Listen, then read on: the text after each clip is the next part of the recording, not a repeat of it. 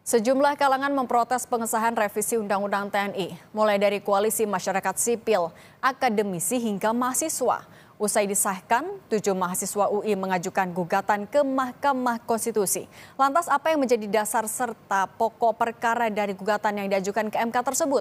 Sudah hadir bersama kami di studio Abu Rizal Biladina, kuasa hukum dari para pemohon perkara uji material Undang-Undang Nomor 34 Tahun 2004 tentang TNI. Mas Rizal, selamat petang. Selamat petang.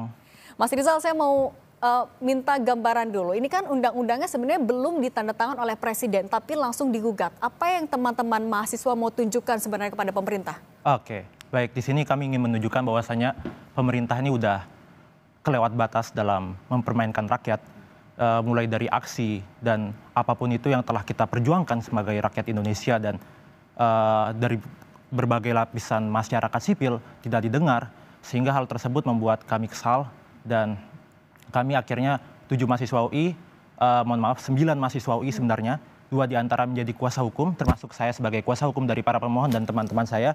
Akhirnya kita mendiskusikan untuk ini di bawah ke meja MK. Jadi kita akan menggugat uji formil tersebut di uji MK gitu. Artinya menegaskan kembali 9 mahasiswa, 2 diantaranya jadi kuasa hukum? Iya, 2 diantaranya jadi kuasa hukum. Dan termasuk Anda jadi kuasa hukumnya ya? Iya, benar. Oke, kenapa upaya yang diambil akhirnya adalah uji formil? Kenapa kita ambil dari uji formil? Bahwasanya di sini kita fokus kepada fundamental pembentukan undang-undangnya. Di saat orang-orang material kita fokus kepada undang-undangnya karena sangat banyak yang janggal ketika pengesahan undang-undang DPR ini sendiri oleh DPR sendiri. Sebagai lembaga negara yang punya fungsi legislasi, DPR malah menyalahi fungsi legislasinya itu sendiri. Karena kita melihat bahwasanya undang-undang tersebut sangat banyak melanggar tentunya di Undang-Undang P3 tentang pembentukan peraturan perundang-undangan, sehingga menurut kami dari secara fundamental pembentukan undang-undang ini harus diuji juga. Jadi dalam artian kami fokus kepada fundamental, jadi kita menguji keseluruhan undang-undangnya. Gitu. Oke, di proses perancangan kemarin yang paling dikritisi sampai akhirnya menjadi dasar menggugat ke MK itu kan soal transparansi. Itu apa saja yang menjadi poin-poinnya? Oke, di sini kami ada beberapa poin penting di permohonan kami, bahwasanya yang poin pertama tuh keterbukaan dalam pembentukan Undang-Undang TNI ini sendiri, bahwasanya menyalahi ada asas keterbukaan di dalam pasal 5 dan pasal 96 gitu. Lalu karena kita bisa melihat bahwasanya draft naskah akademis dan draft RUU TNI itu sendiri tidak dipublikasi kepada masyarakat, yang mana masyarakat itu mempunyai hak untuk mendapatkan akses naskah akademis dan draft RUU TNI ini sendiri. Dan malah sangat disayangkan dari statement dari petinggi DPR bilang bahwasanya ya supaya masyarakat nggak ribut lah gitu, kita nggak share. Itu sangat disayangkan. Itu sangat benar-benar mencederai hak konstitusional kita sebagai para pemohon, khususnya warga negara Indonesia yang seharusnya berhak mendapatkan draft dan naskah RUU TNI itu tersebut. Oke, dan artinya petitumnya yang dituliskan juga dalam permohonan apa saja? Oke, kami petitum itu di sini ada kurang lebih ada 5 petitum. Yang pertama itu kita ingin mengabulkan pemohon untuk seluruhnya.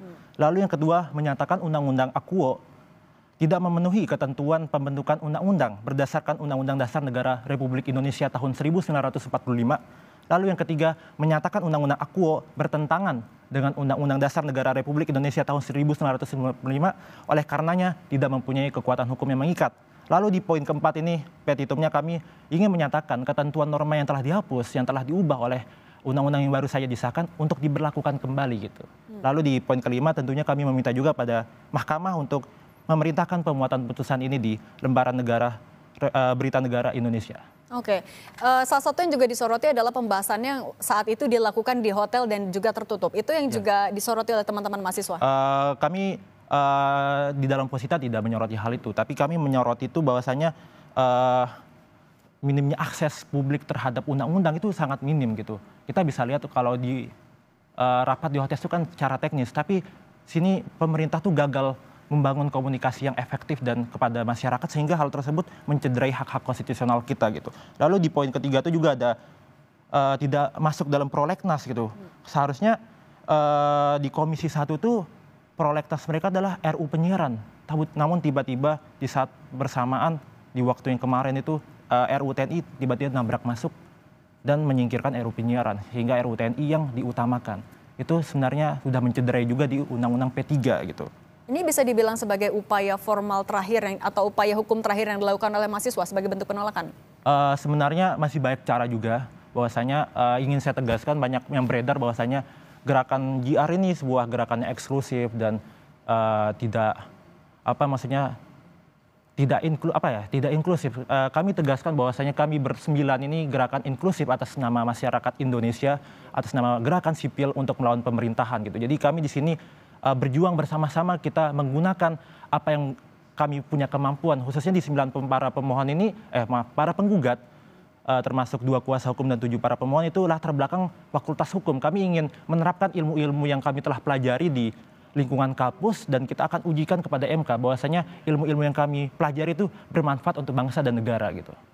Oke. Kalau alat bukti yang juga disiapkan untuk nantinya disidangkan juga sebenarnya objeknya ya lagi-lagi belum ditandatangani oleh Presiden. Nanti seiring berjalannya waktu akan seperti apa nanti? Oke, jadi di sini mungkin ada strategi yang unik kami pasangkan dan kita terapkan gitu dari 9. Kami bersepakat bahwasanya sehari setelah disahkan itu kita sepakat untuk dinaikkan. Kenapa? Karena supaya isu ini tidak turun dan tetap menjadi atensi masyarakat. Lalu di selanjutnya adalah ketika dimasukkan, bakal sini kita bikin pressure untuk pemerintah itu sendiri, Prabowo, untuk sisanya menandatangani. Ketika ditandatangani oleh Prabowo, maka undang-undang itu secara sah telah diundangkan. Ketika telah diundangkan, maka sudah keluar nomor undang-undangnya.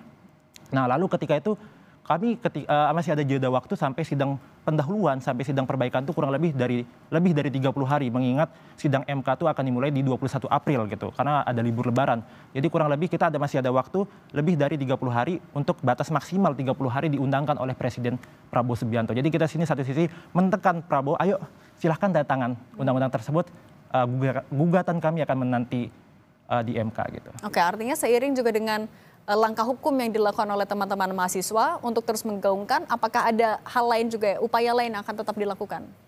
Upaya yang kami telah lakukan itu selain advokasi hukum, tetap kami untuk suarakan di sosial media dan mencerdaskan kepada masyarakat bahwasanya hal ini urgensi dan sangat mencederai lembaga negara DPR yang sebagaimana menjalani fungsi legislasi. Namun mereka sendiri sebagai lembaga negara tertinggi, sebagai lembaga negara tinggi yang mempunyai fungsi legislasi, tapi sangat disayangkan mereka menganggar ketentuan legislasi yang mereka sendiri buat gitu. Ini sangat disayangkan. Seharusnya lembaga negara sebagai contoh dan bisa dibilang sebagai penjelmaan masyarakat terhadap di pemerintahan itu sendiri melanggar undang-undang, malah melanggar UUD 1945. Jadi sangat disayangkan kami mendapatkan pemerintahan yang begitu tidak kompeten dan tidak memenuhi peraturan perundang-undangan yang berlaku. Dan sini sangat disayangkan juga komunikasi yang dibangun oleh DPR sembunyi-sembunyi, seperti pengecut sih menurut saya gitu. Oke, kita juga balik lagi ke proses perancangannya, kan itu yang sebenarnya dipersoalkan akhirnya juga digugat. Bagaimana teman-teman mahasiswa menanggapi, mencermati proses perancangannya yang kan kalau tadi sempat dibilang tertutup, juga tidak transparan, apalagi sih yang paling dipersoalkan sebenarnya?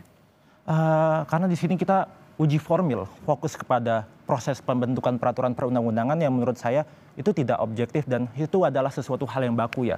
Jadi sehingga ini tidak bisa diperdebatkan lagi ya.